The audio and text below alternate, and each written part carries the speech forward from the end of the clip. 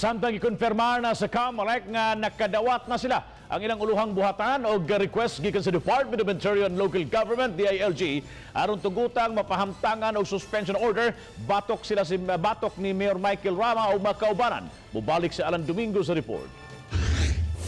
Yes, also there is a request for issuance of a written authority from Comelec based on the provisions of Resolution number 10030 filed by the DILG sa Law Department.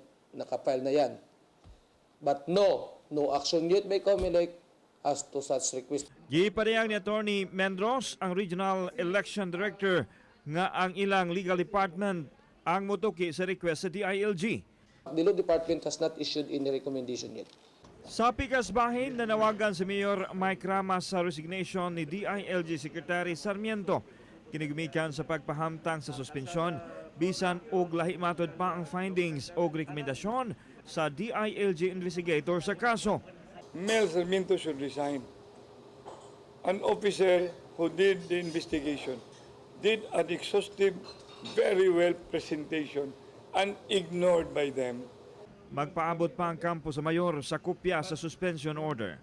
Alan Domingo, Balitang Bisdak.